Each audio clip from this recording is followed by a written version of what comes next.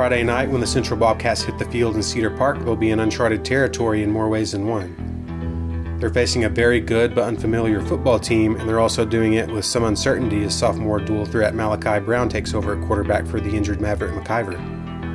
Offensively, the Bobcats will have to deal with a defense that attacks and pressures the quarterback with a lot of numbers, but with the defensive backs often left in man-to-man coverage.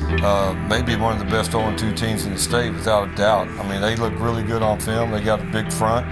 They're real active on defense, play a lot of man, and like to bring a lot of pressure on a quarterback. They do that anyway. And then in the situation we're in, I'm sure we'll still see a lot of that. It's not like, that's what they do. I mean, that's their MO, no matter who's back there. We're very much an attacking defense.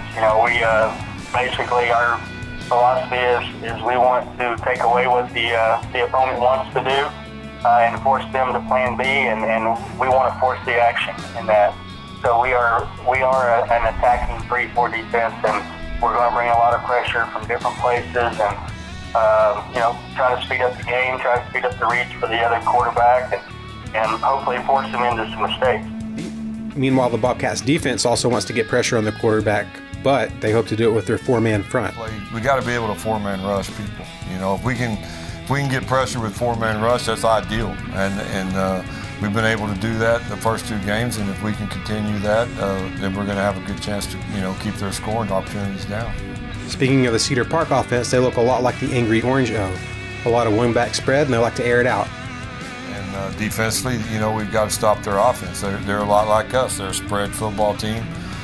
One back, shotgun most of the time, and they have a really good quarterback too.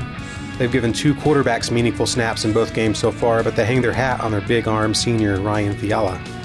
I have a senior that started the last 7 games of the year last year and played really well. He led us to 6 straight wins, and we got beat in the 3rd round of the playoffs. But he's done a good job coming in and kind of getting after that position. The thing about it is we have a young kid behind him that, because of our depth, he has to be at the varsity level, and if I'm going to have a sophomore up, I'm going to let him play some. These are two programs that haven't met in football, but they do have a lot of respect for each other. Well, they're obviously a really, really, really good program. They've had a lot of success the last 4 or 5 years. Coach Davis and his guys have turned that place into a West Texas power. And so for me, it was an exciting opportunity to kind of branch out and play someone that you wouldn't normally play. We obviously didn't have a lot of options at that point when we were scheduling either. But it was intriguing because of my respect for San Angelo and for West Texas football in general. It'll be a cool deal for our kids to get out and see something different than the Central Texas area that they're accustomed to. They do a great job. Those guys have been there for a while, even though this guy, Asbeck, he wasn't the head coach when they won those, he was there. He was on those staffs, and he's a good one.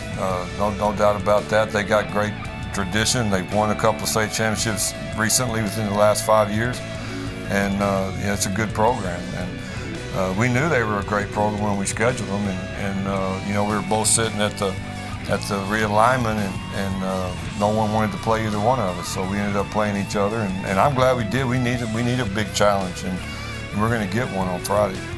So it is quite a matchup, as it's the Bobcats' toughest opponent so far, with the added intrigue of a new quarterback for the Cats.